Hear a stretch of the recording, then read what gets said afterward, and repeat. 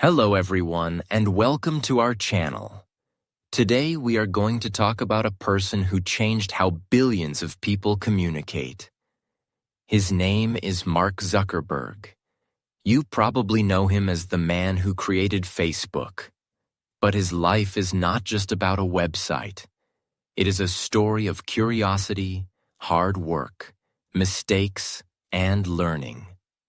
I will tell you this story in simple, clear English. This way you can practice listening and improve your language skills. So find a comfortable seat, relax, and let's begin the journey of a shy programmer who built something enormous. Mark Zuckerberg was born on May 14, 1984, in a small town called White Plains, New York. His family was not rich, but they were comfortable. His father, Edward, worked as a dentist. His mother, Karen, was a psychiatrist before she stayed home to raise the children. Mark had 3 sisters, Randy, Donna, and Ariel. They were a close family. They ate dinner together almost every night. Mark was a quiet child. He did not talk a lot, but his eyes were always watching and thinking. He loved building things with his hands, like Lego castles and small machines. But his real love came when he saw a computer for the first time. He was about 10 years old. His father brought home an old computer called an Atari 800. Mark was fascinated by the screen, the keyboard, the way commands made things happen. He asked his father, "How does it know what to do?" That question changed everything. His father saw Mark's interest and decided to help. He bought a newer computer, an IBM, and hired a private tutor named David Newman. David came to the house once a week. He taught Mark how to write code in a language called Atari Basic. Mark learned very fast. In fact, he soon knew more than his tutor. By middle school, he was already creating small programs. One of his first projects was a simple game. It was like the game Pong, where 2 players hit a ball back and forth. It was not beautiful, but it worked. Mark felt proud. He showed his sisters, but they were not very impressed.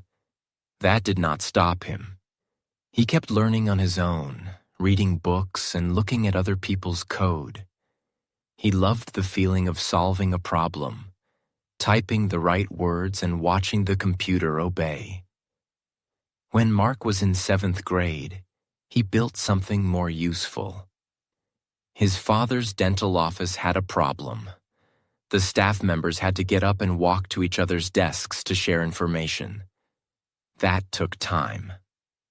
Mark thought, "Why don't I make a system where they can send messages instantly?" So he wrote a program he called ZuckNet. It was a simple messaging tool. The computers in the office could talk to each other through it. His father was very happy. The staff liked it too. That was Mark's first real success. He was only 11 years old. Later, he made a version of the game Risk that played against the computer. He also made a music player that learned what songs you liked. People around him saw that he had a special gift. But in school, he was not the most popular kid. He was short, with curly hair and a quiet voice. He did not play sports well. He spent most of his free time alone in front of a screen. For high school, Mark went to Phillips Exeter Academy, a famous private school in New Hampshire. It was a new environment. Many students there came from wealthy families. Mark felt a little like an outsider, but he worked hard in his classes. He studied Latin, Greek, and French.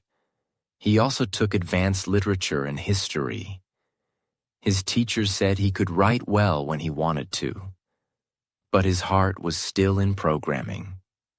At night, after homework, he would sit in his dorm room and write code until 2 or 3 in the morning.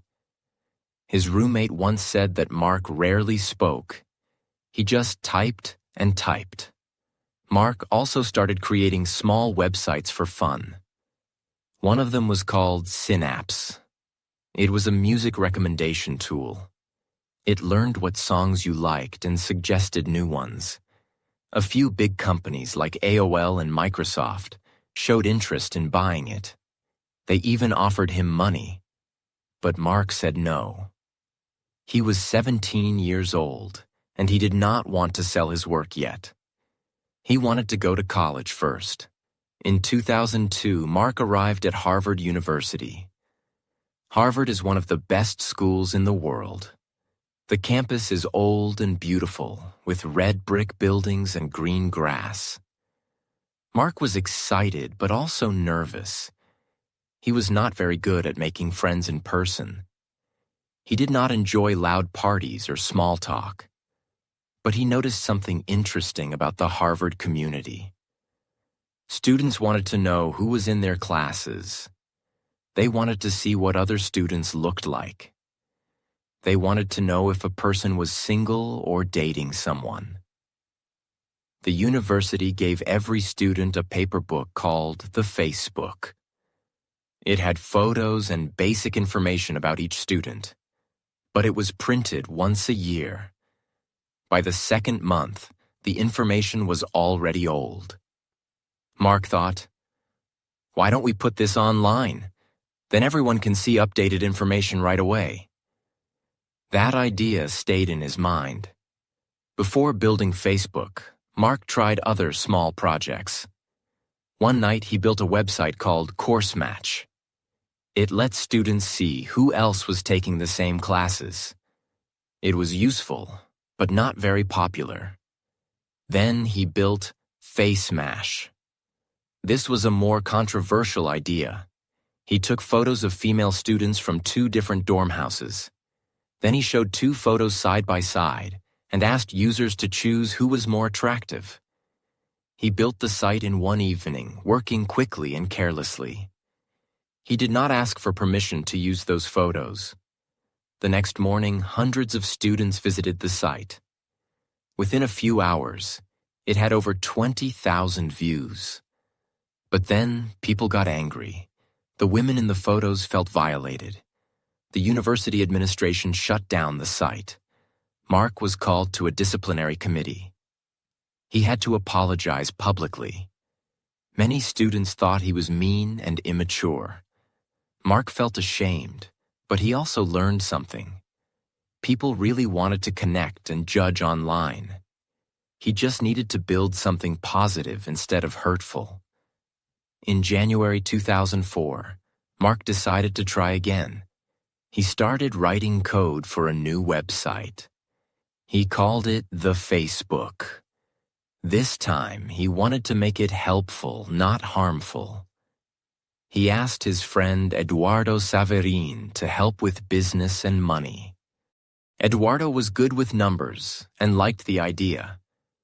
Another friend, Andrew McCollum, helped design simple graphics. Dustin Moskovitz helped with coding. Chris Hughes helped with testing.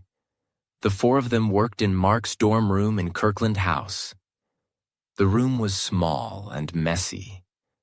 There were pizza boxes on the floor. There was a whiteboard on the wall with messy lines and arrows. Mark sat on his bed with his laptop, typing code for hours without stopping. He often forgot to eat. He sometimes stayed awake for 2 nights in a row. On February 4, 2004, he finished the first version. He uploaded it to a server. The Facebook went live, only for Harvard students. You needed a Harvard email address to join. Within the first 24 hours, about 1,200 students signed up. Within 1 month, more than half of Harvard students had a profile. Mark could not believe it. People were adding their photos, their interests, their favorite books. They were sending messages to each other. It worked. The Facebook grew like a fire. Students at other universities heard about it and begged Mark to add their schools. So he opened it to Yale, Columbia, and Stanford. then to all Ivy League schools, then to every university in the United States and Canada. Each time he added a new school, thousands of new users came. Mark had to make a decision. Should he stay at Harvard or leave to work on the website full-time? Harvard was a wonderful place. His parents wanted him to get a degree. But Mark felt that Facebook was his real education. He was learning about business, servers, user behavior, and leadership every day. In the middle of his second year, he decided to drop out. He told his parents over the phone. They were worried, but they supported him. Mark packed a bag, took a flight to California, and moved into a small rented house in Palo Alto. The house had a kitchen, a living room, and a few bedrooms. The team used the living room as their office. They put desks together and ran cables everywhere. They ordered pizza and worked late into the night. Mark was only 19 years old. In Silicon Valley, Mark met Sean Parker. Sean had started Napster, a music-sharing website that became very famous and then got into legal trouble. Sean was energetic and knew many important people. He believed that Facebook could become bigger than any other social network. He told Mark, "Don't sell the company. Keep control and grow it." Mark listened to Sean. He invited Sean to join the team. Together, they met with an investor named Peter Thiel. Peter was one of the first people to invest in PayPal. He understood internet companies. He agreed to give Facebook $500,000 in exchange for a small share of the company. That money allowed Mark to rent a real office, hire more engineers, and buy better servers. Everything seemed to be going well. But then problems appeared. The first problem was with Eduardo Saverin. Eduardo had helped Mark with money in the beginning. But as Sean Parker took more control, Eduardo felt pushed out. Mark and Sean made decisions that reduced Eduardo's ownership of the company. Eduardo was angry. They argued in emails and in person. Finally, Eduardo sued Mark. The case went to court, and it was very public. Many newspapers wrote about the friends who became enemies. Eventually, they reached a private settlement. Eduardo received a large amount of money, and his name still appears on the original Facebook papers. But their friendship was broken. Mark felt sad about this. He later admitted that he could have handled it better. He learned that when you start a company with friends, you must be clear about roles and money. Otherwise, feelings get hurt. The second problem came from the Winklevoss twins and their partner Divya Narendra. They claimed that Mark had stolen their idea for a social network called Harvard Connection. They had hired Mark to write code for their site, but then Mark stopped working with them and created his own site. They sued him. The legal fight lasted for years. The twins were Olympic rowers, tall, strong, and very determined. They wanted justice. Mark said he did not steal the idea. He said that many people were thinking about social networks at the same time. He just built his faster and better. In 2008, Facebook agreed to pay $65 million to settle the case. The twins were not happy with the amount, but they accepted. Later, they tried to reopen the case, but it failed. Mark learned that success often brings lawsuits. People will question you, doubt you, and try to take a piece of your success. You cannot let that stop you. By 2005, Facebook had more than 5 million users. Mark was working harder than ever. He worked 16-hour days, 7 days a week. He rarely went outside. He ate the same food every day, usually pizza or a simple sandwich. He wore the same clothes, a gray t-shirt and a hoodie. He did not care about fashion or fancy things. He cared about one thing: making Facebook faster, smoother, and more useful. In 2006, he made a bold decision. He opened Facebook to everyone in the world, not just students. Anyone over 13 years old with an email address could join. That decision was scary. Some people said it would ruin the site. But Mark believed that connecting everyone was the mission. And he was right. Within months, millions of adults joined. Parents joined to see their children's photos. Grandparents joined to share family news. Small businesses joined to find customers. Facebook became a global community. In 2007, Microsoft bought a small part of Facebook for $240 million. That deal valued Facebook at $15 billion. Mark, who was only 23 years old, became the world's youngest billionaire. But he did not act like a billionaire. He still rented a small apartment. He still walked to work. He still sat at a simple desk with his laptop. A reporter once asked him, "Why don't you buy a nice car or a big house?" Mark answered, "Those things don't make me happy. Building things makes me happy." He also started giving money to charities. He gave $100 million to improve schools in Newark, New Jersey. That was not a perfect project. Some people said the money was not spent well. But Mark tried. He kept learning. As Facebook grew, new problems appeared. The first big problem was privacy. Many users did not understand that their information could be seen by others. Mark believed that people wanted to share everything publicly. But soon he realized that was not true. People wanted control. They wanted to choose who sees what. So Facebook added privacy settings. You could make your profile visible to only your friends, or to friends of friends, or to everyone. That helped for a while. But then new problems came. Fake news started spreading on Facebook. Angry people wrote lies that looked like real news. Some of those lies changed how people voted in elections. Mark did not expect this. He was a programmer, not a politician. He thought that more sharing would always be good. But he learned that sharing without truth can be dangerous. The biggest crisis came in 2018.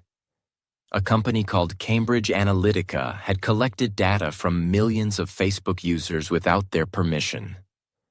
A researcher had built a personality quiz app. People took the quiz for fun. But the app also collected data about their friends. That data was then sold to Cambridge Analytica, which used it to help political campaigns. When the story broke, people were furious. They felt betrayed. Mark had to appear in front of the United States Congress. He sat at a long table in a dark suit, with many cameras pointed at him. Lawmakers asked him difficult questions. Some of them did not understand technology well. Mark stayed calm, but he looked uncomfortable. He apologized many times. He said, "We did not do enough to protect people's data. That is my fault." After that, Facebook made big changes. It added new privacy tools. It removed thousands of bad apps. It hired thousands of people to review content and fight fake news. Mark also changed his personal goals.